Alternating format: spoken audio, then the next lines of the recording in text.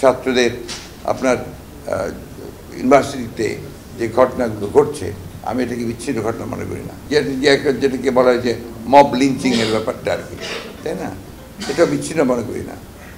অন্যদিকে আপনার সাম্প্রদায়িক একটা সম্প্রীতি নষ্ট করবার যে প্রচণ্ড রকমের একটা প্রক্রিয়া ছিল, এটা এখনও যায়নি, এই চেষ্টাটা চলছে। এর মধ্যে আপনার কিছু পলিটিক্যাল ঘটনাও ঘটেছে। ছাত্র একটা রাজনৈতিক এন্টিটি নিয়ে দাঁড়াচ্ছেন, কীভাবে দাঁড়াচ্ছেন ঠিক পরিষ্কার না। তো এতগুলো ঘটনা কিন্তু আমরা ঘটছে। পার্বত্য চট্টগ্রামের ঘটনাটাকে আমি কোনো বিচ্ছিন্ন ঘটনা মনে করি না, এর সঙ্গে অনেক কিছু জড়িত আছে। আপনার এই সুযোগ একটা নেওয়া, শূন্যতার সুযোগ নেওয়া, অন্যদিকে আপনার জিও পলিটিক্সের যে পরিবর্তন এবং যে ঘটনাগুলো ঘটছে মিয়ানমারকে কেন্দ্র করে এবং আশেপাশের এলাকাগুলোকে, ওইদিকে আপনার ভারতবর্ষের মণিপুরের যে বিদ্রোহ, সবগুলোকে যদি আপনি আনেন জিও পলিটিক্সের এই ঘটনাগুলোকে, তাহলে কিন্তু ভেরি সিগনিফিক্যান্ট আমি মনে করি। সেই না এটাকে বিচ্ছিন্নভাবে দেখে এখনই কোনো কমেন্ট করাটা ঠিক হবে না। তবে আমি মনে করি যে আপনার এটা নিঃসন্দেহে একটা part of destabilising the ruling government, যেটা যার দায়িত্বে তাদেরকে করা, বাংলাদেশের পলিটিক্সটাকে ডিস্টেবিলাইজ করা। অর্থাৎ এখন যে প্রক্রিয়াটা চলছে আরেকটা অন্যভাবে, যে আপনার সেই এটাকে যারা বিপ্লব বলছেন, একটা প্রতি বিপ্লবের ঘটনা ঘটানো, আপনার যে সুফল আমরা অর্জন করেছি সুফলটাকে নস্যাৎ করা, সবচেয়ে বড় কথা হচ্ছে যে একটা রাজনীতিকরণের প্রক্রিয়াকে শুরু করার চেষ্টা করা। এটা হচ্ছে যে 5ই আগস্টের যে পরিবর্তন, এই পরিবর্তনটা কোনো ছোটোখাটো বিষয় না, এটা গোটা জাতিকে, গোটা দেশকে আপনার পুরোপুরিভাবে বদলে দেওয়ার একটা সুযোগ সৃষ্টি করে দিয়েছে। 1971 সালের স্বাধীনতা যুদ্ধে যখন আমরা দুইটা সময়, একটা হচ্ছে 25শে মার্চের আপনার সেই কালরাত্রি এবং আপনার বাংলাদেশের সশস্ত্র মুক্তিযুদ্ধের শুরু 26 তারিখ থেকে, ওটা একটা, আবার 16 তারিখে বিজয় আরেকটা। ঠিক একইভাবে 5ই আগস্ট কিন্তু আপনার একটা বিশাল একটা পরিবর্তনের একটা সুযোগ সম্ভাবনা চলে এসছে দেশের সামনে, এবং এটার যে আপনার নাড়া দিয়েছে গোটা সমাজকে, গোটা স্টেটকে, রাষ্ট্রকে, এটা একটা ছোটোখাটো নাড়া নয়, এটা একটা বড় রকমের নাড়া।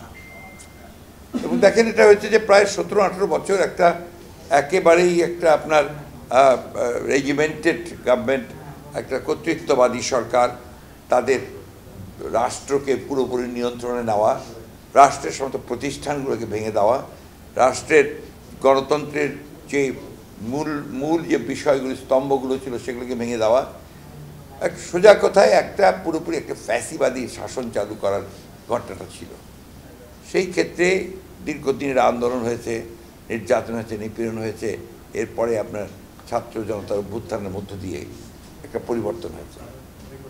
এই পরিবর্তনের পরে যে ইন্টারিম গভর্নমেন্ট যেটা তৈরি হয়েছে, এটা কিন্তু আপনার বিচ্ছিন্নভাবে এককভাবে হয়নি, এটা আলোচনার মাধ্যমে, এবং আপনার এখানে আমরা রাজনৈতিক দলগুলো জড়িত ছিলাম, ছাত্ররা জড়িত ছিল, ছাত্রদের নেতারা জড়িত ছিল, সেনাবাহিনী ছিল, আমি খুব পরিষ্কার করেই বলছি, সকলের, এবং রাষ্ট্রপতি ছিলেন, সকলের আলোচনার ভিত্তিতেই কিন্তু আপনার এই গভর্নমেন্ট, কেয়ারটেকার গভর্নমেন্টের প্রধান প্রফেসর ইউনূস সাহেবকে দায়িত্ব দেওয়া হয়েছে। এখন এই গভর্নমেন্টের যে স্ট্রাকচার, যারা এসছেন এখানে, এদের মধ্যে বেশিরভাগই হচ্ছে আপনার টেকনোক্রেটস, ব্যুরোক্রেটস, একাডেমিশিয়ানস, আছেন 2জন ছাত্রনেতা, আর কিছু এনজিওর কিছু কর্মকর্তা। এখানে যেটা সবচেয়ে বড় ল্যাকিং যেটা, সেটা হচ্ছে একটা পলিটিক্যাল যে একটা আপনার বিষয়, সেটা কিন্তু একটু ল্যাকিং আছে। এটা কাভার আপ করা যায় একমাত্র যদি regular time to time political পার্টিগুলোর সঙ্গে যদি আপনার আলোচনা করা যায়, এটা একটা করা যায়। সেটা আপনার খুব বেশি সম্ভবও হচ্ছে না বোধহয়, আর কিছুটা আপনার কম হচ্ছে।